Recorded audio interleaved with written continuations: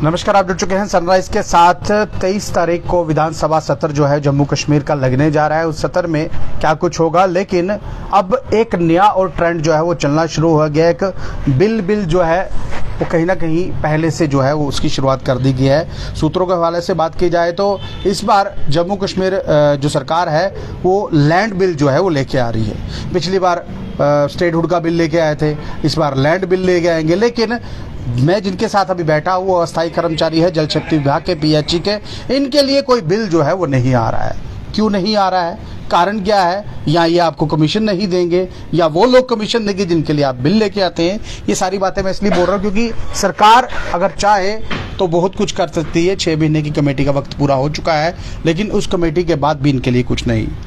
ताजी मेरे साथ है। ताजी, देखिए फिर एक बार जो है ये इस सत्र को जो है, इस सेशन को जो है आगे पीछे करने की कोशिश की जा रही है, डाइवर्ट करने की कोशिश की जा रही है एक लैंड बिल के द्वारा। आपका क्या रहेगा? 23 तारीख को आपने कहा है हम बंद करेंगे, हम प्रदर्शन करेंगे, लेकिन जो होना चाहिए विपक्ष की तरफ या सत्ताधारी की तरफ से कुछ हो नहीं रहा। गुलशन जी, आपका और आपके चैनल का शुक्रिया। बड़ी डिटेल में आपने सारी चीज़ें बता दी कि सरकार की क्या मंशा है। अफसोस इस बात का आता है कि 2 कमेटियां बनी थी उस असेंबली में जी। एक कमेटी बनी थी जब हमने प्रोटेस्ट किया 10 मार्च को, पीएचई एम्प्लॉइज यूनाइटेड में बैनर के नीचे आप सभी मीडिया साथी उसको कवर कर रहे थे और ज़बरदस्त पुलिस की तरफ से लाठीचार्ज हुआ। और उसका असर ये हुआ कि अगले दिन उमर साहब को असेंबली में ये घोषणा करनी पड़ी कि हम लोग 6 महीने की कमेटी बना रहे हैं। और उस कमेटी का आप भी जानते हो, आपने बड़ी बार हमसे पूछा, हमने वेलकम नहीं किया था, लेकिन हमारे काउंटर पार्ट जो कश्मीर के साथी उन्होंने एकदम से उसका वेलकम कर दिया। आज हम जो जहाँ खड़े हैं, जब पीछे जा रहे हैं, उसका एक कारण वो भी है कि सरकार के लोग, आधे लोग हमें वेलकम कर रहे हैं। चलो, उसके बाद हमारा प्रोटेस्ट प्रोग्राम जारी रहा। उमर साहब ने फिर असेंबली में हाथ जोड़ के रिक्वेस्ट की कि भाई आपके लिए कमेटी बन गई, अब क्या प्रॉब्लम? हमने कहा अब ये प्रॉब्लम है जम्मू प्रोविंस की कि हमारा जो पेंडिंग है, उसके अलावा लेह लद्दाख यूटी का रेट बढ़ा है, वो हमारे रेट बढ़े चाहिए। ये सारी चीज़ें प्रिंसिपली एग्री होगी। हमने भी सोचा ये चीज़ कि भाई चलो कोई बात नहीं, जहाँ इतना टाइम दिया, जहाँ अगर हमारे किसी साथी ने ये कह दिया, वेलकम कर दिया, चलो हमने भी जिसको कह लो टूटे दिल से या टूटे मन से इसको एक्सेप्ट किया। चलो जी, उमर साहब ने कमेटी बनाई है असेंबली में। असेंबली में जो चीज़ बोली जाती है उसकी क्रेडिबिलिटी होती है, तो वो रिकॉर्डिंग में आ जाता है, असेंबली की प्रोसीडिंग में आ जाता है। लेकिन 6 महीने होने के बाद भी कमेटी को 6 महीने का टाइम था, और लेकिन उसके बाद जब हमारी 27 मार्च को हम काम छोड़ पे थे, मंत्री साहब से मीटिंग, मंत्री साहब ने कहा ये कमेटी जरूरी नहीं है, इसको मैक्सिमम 6 महीने टाइम दिया है, 6 महीने से पहले भी रिपोर्ट दे सकती है। तो हमने ये उम्मीद थी कि ऑलरेडी 2-3 SRO बने हैं और एनसी सरकार के पास 2014 कमेटी की रिपोर्ट ही बनी पड़ी है, तो ये 1-1.5 महीने या 2 महीने में ये कमेटी रिपोर्ट अपनी पेश कर देगी और हमें जो 30-32 साल का शोषण है उसका रिलीफ मिलेगी। लेकिन उस तरफ बिल्कुल नहीं जाया गया। लेकिन उसके साथ जो दूसरी कमेटी बनी थी जिसमें MLAs की सैलरी, मतलब तनख्वाह बढ़नी थी, CDF बढ़ना था, वो देखिए उसके जहाँ तक हमें पता कि सुनील शर्मा साहब जो लीडर अपोजिशन थे वो उसके चेयरमैन थे। वो कमेटी की रिपोर्ट आ गई, वो आपने भी कवर किया, CDF बढ़ गया और तमाम फैसिलिटी, नई गाड़ियों, मेरे ख्याल में सभी MLAs को काली स्कॉर्पियो मिली हुई है। आपने देखा होगा 1 लाख काली स्कॉर्पियो आया, 90 स्कॉर्पियो सबको मिल गई।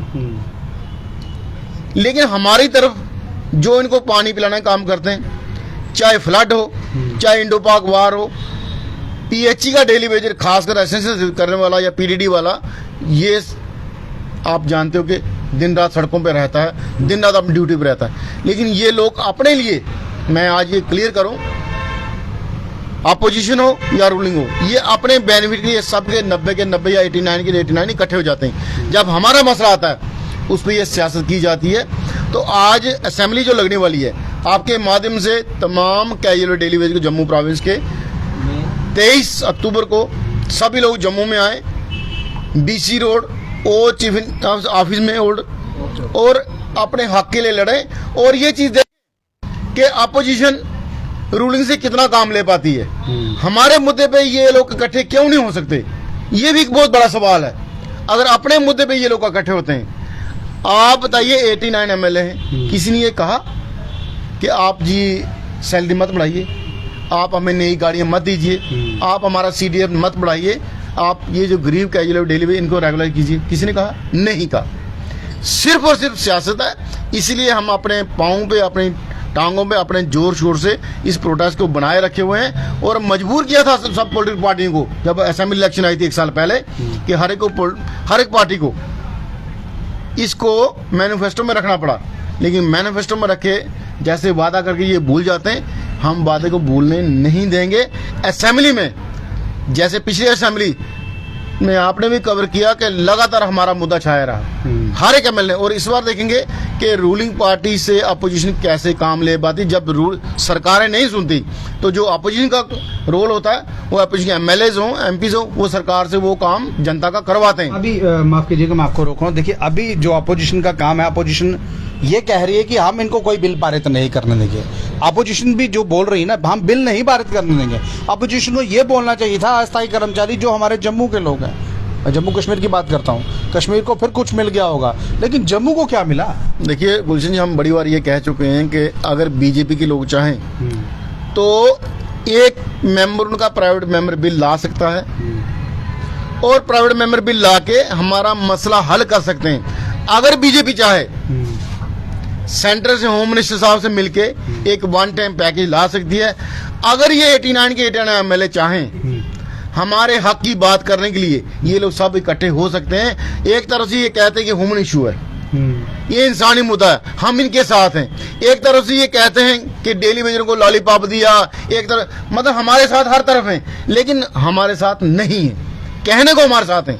इसलिए आपके माध्यम से जितने है वो दिख रहा है बिल्कुल, लेकिन है नहीं है। आपके माध्यम से लीडर ऑपोजिशन और लीडर हाउस उमर साहब ने जब एमएलए की सैलरी हाइक की बात है तो उन्होंने स्पेशली कहा जी बहुत खर्चा होता है, हमारे घरों में लोग आते हैं, उनको चाय पानी पूछना पड़ता है, तो हमारी सैलरी बढ़नी चाहिए। इनको चाय पानी पूछना पड़ता है, बाकियों को चाय पानी थोड़ी। मेरे ख्याल में 89 एमएलए जितने हैं गुलशन जी, उसमें से 2-4 को छोड़ दो, सबके सब करोड़पति अरबपति बिल्कुल। लेकिन गरीब लोग जो उनको दिन रात पानी पिलाने का काम का सेवा करते हैं, उनकी तरफ किसी का ध्यान नहीं है। जो गरीब लोग थे उनको जेलों में ठूस दिया हुआ है, वो तो बाहर आ ही नहीं सकते। जो शोर डालते थे, जो बात करते थे, मैं नाम नहीं लूंगा उनका, लेकिन ठूस दिया। देखिए, आप नाम नहीं लेंगे तो हम भी कौन सा नाम ले रहे हैं, लेकिन हम भी ये कह रहे हैं, वो भी कहते हैं हमारी सैलरी बढ़ाओ। उन्होंने हमारी बात पहले, उन्होंने पहले अपने लिए कहा बढ़ गई ना सैलरी। मैं यही कह रहा हूँ कि हर एक आदमी अपने लिए सोचता है। एक तरफ से आप कहते लोक सेवक, तो सेवा करनी फिर सैलरी क्यों चाहिए आपको?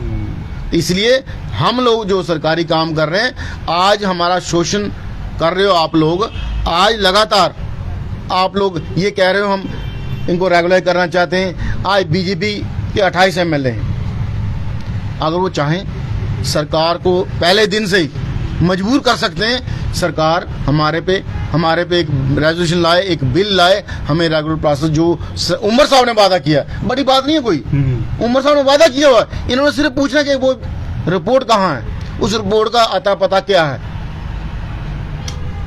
सर मैं आपसे भी जानने की कोशिश करूंगा, क्योंकि आप टैंकर के प्रधान हैं। अभी जब फ्लड आया था तो आपके ऊपर भी काफ़ी ज़्यादा लोड आया होगा, क्योंकि आप ही के लोग थे जो जगह जगह पानी पहुंचा रहे थे लोगों के घरों में।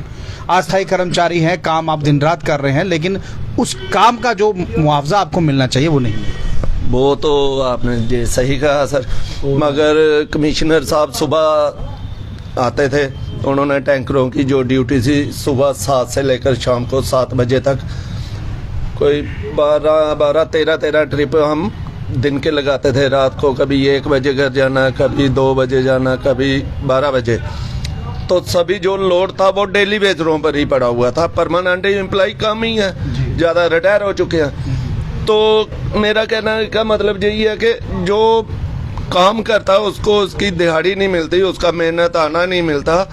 काम लेने के लिए सरकार बोलती है डेली वेजरों को करो आगे, डेली वेजर खड्डा भी मारता है, टैंकर भी चला। आदमी आजकल 700 दिहाड़ी ले रहा है, जी आपको 310 रुपए दिए जा रहे हैं। सर आपने एक बार जेके चैनल पर आपने वीडियो देखी होगी, मैंने रात को एक सेक्शन में छापा मारा था और वहाँ के जो लड़के बैठे हुए थे वहाँ पे, वो रामबन से बुलवाए हुए थे उन्होंने 700 रुपया पर दिहाड़ी पर। तो जो उधर डेली बेजर काम करते हैं उनको 311 रुपया दिहाड़ी देते हैं। अगर वही 700 रुपया वो डेली बेजर को देते, वो वही काम करते हैं जो रामबन वाले कर रहे थे, तो डेली बेजर भी वही काम करता है।